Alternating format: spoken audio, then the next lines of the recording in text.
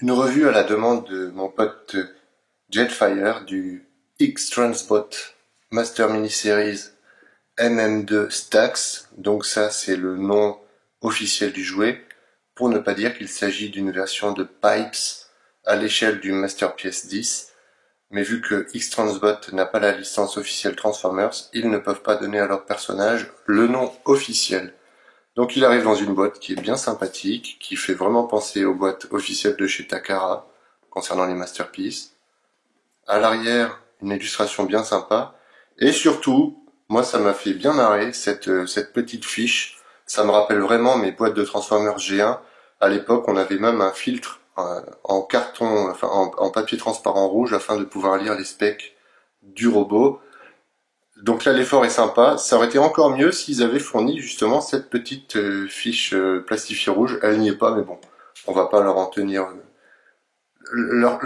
compte. Donc on voit déjà là-dessus que il y a les deux qui sont déjà sortis. Ils parlent éventuellement d'une prochaine version qui serait rouge et bleu.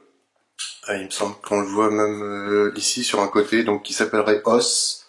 Il est toujours pas sorti. Et là donc leur projet de Holly qui commence à arriver maintenant en précommande sur BBTS. Donc, qu'est-ce qu'on a dans la boîte? Eh bien, tout simplement, comme dans beaucoup de jouets officiels et officieux, une petite carte plastifiée qui reprend les specs du robot avec une photo et son nom. Un mode d'emploi qui est succinct, hein, puisque la transformation du jouet, elle est vraiment très très simple. Hein, donc, il est pas mal foutu dans la mesure où les pièces qu'il faut bouger sont d'une couleur différente sur le mode d'emploi. Ça permet de voir à chaque fois le mouvement effectué. C'est pas dur à transformer de toute façon. Et bien sûr, on a le jouet. Donc c'est un camion type Dodge des années 70. Ils ont pris le parti pris de faire un mode véhicule qui ressemble à quelque chose qui existait dans la réalité plutôt qu'un camion difforme parce que il faut reconnaître que dans Transformers, dans le dessin animé, le camion ne ressemblait pas à grand chose. Là, c'est vraiment le parti pris des Masterpieces, c'est-à-dire que les voitures sont toutes des voitures qui ont une licence officielle. Là, ils ont pris un camion Dodge. Il était même vendu en Europe sous la marque Renault, ce camion. Voilà, c'est un turbo M100. Je le trouve bien fait, donc évidemment les roues tournent. Dès qu'on regarde en dessous, on voit tout de suite qu'il y a un robot qui se cache à l'intérieur. Mais lorsqu'on le regarde du dessus, c'est pas trop flagrant. Les seules modifications que j'ai faites dessus, c'est que j'ai ajouté des stickers. Ici un logo Autobot, au-dessus, un à l'intérieur. Et j'ai peint ces petites grilles là en noir, sinon pareil, c'était tout bleu, c'était trop monochrome. Un peu comme sur ce que j'avais fait sur le Grimlock. Donc il roule, voilà. Donc pour le transformer, je vais vous montrer. Il faut d'abord enlever les armes, donc on peut mettre une de ces armes ici, et la deuxième se met en dessous. On les enlève. Il a aussi la particularité, vu qu'il est à l'échelle, ici vous voyez qu'il y a deux tranches, enfin c'est tranché de façon bizarre, c'est parce qu'on peut y mettre la remorque du Optimus MP10. Hein, donc elle s'accroche directement dessus, il n'y a même pas besoin de le surélever, c'est directement à la bonne taille. Suite de la transformation, donc on enlève ces pots d'échappement. Alors vous remarquez que sur celui-ci, les pots d'échappement ne forment pas les bras, comme sur le jouet officiel G1 ou sur les versions mini-series de chez iGear. Ensuite, on n'a qu'à tirer les jambes, on les écarte. Donc c'est un peu dur, hein, c'est un peu rêche au début, mais bon, c'est pas très difficile. Ici, le pied, voilà, on forme les pieds. Ensuite, ça ici, donc les deux roues, on les tourne et on les remonte, afin qu'elles soient sur le côté pas trop visibles. Derrière, les deux réservoirs vont se mettre vers l'arrière. Ensuite, tout simplement, on va basculer la cabine vers l'arrière et le torse vers l'avant, ce qui va libérer ces deux bras. Les bras qui sont sur des ball joints.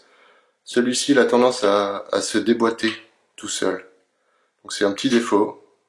C'est pas rédhibitoire. Voilà. Ensuite la cabine, les roues, on les fait disparaître en les mettant à l'intérieur. Elle est sur un système rotatif.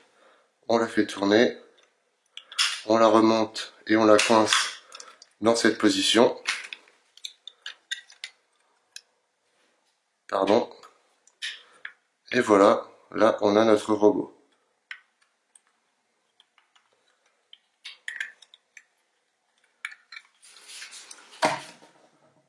Donc on va le mettre, on va équilibrer ça un petit peu, de façon à ce que ce soit plus présentable.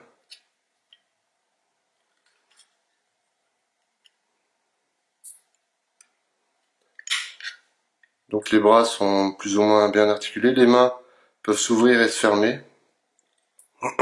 Elles peuvent également tourner, c'est pratique. Ici on a une articulation au niveau des hanches. Et les jambes sont plutôt... c'est free, hein. On fait ce qu'on veut avec. C'est juste un peu limité au niveau de la pliure. Et on a également le pied qui n'est pas figé. Je le pose.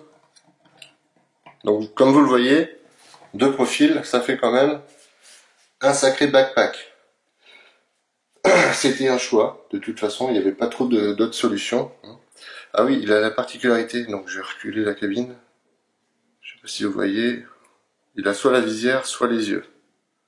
Les yeux, la visière, les yeux. Voilà. Les pots d'échappement qu'on a démontés, on peut soit les mettre sur le côté des bras, ici. Il y a des trous qui sont prêts à cet effet.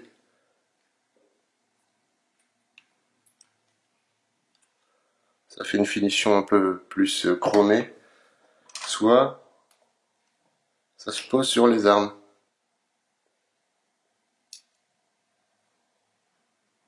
Donc imaginez si on en met deux. Si on met les deux, voilà, je vais vous montrer. On a un pistolet un peu plus gros. Évidemment les armes tiennent dans ses mains. Il suffit de l'éclipser.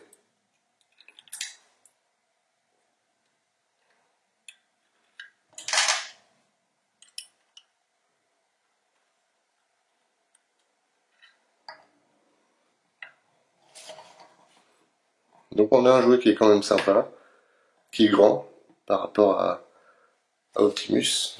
Je veux dire, normalement s'il était vraiment à l'échelle, en robot il serait plus petit, mais vu qu'ils ont voulu faire un camion qui puisse transporter la remorque d'Optimus, forcément il est un peu plus haut que ce qu'on voit dans le dessin animé. Moi je le trouve très très joli. En plus vu le prix qui coûte, 60 $, ça fait une quarantaine d'euros. C'est pas énorme. Il est joli. Moi le seul souci que j'ai eu c'est que quand il est arrivé, j'ai eu 2 fois le même rétroviseur. J'ai fait un petit courrier à BBTS et ils m'ont réparé ça immédiatement. Ils m'ont envoyé le rétroviseur gauche qui allait bien. J'avais 2 rétroviseurs droits. Voilà. Donc c'était juste pour signaler que le service client de BBTS est quand même efficace. Voilà, donc j'espère mon cher Jetfire que tu seras content de cette revue.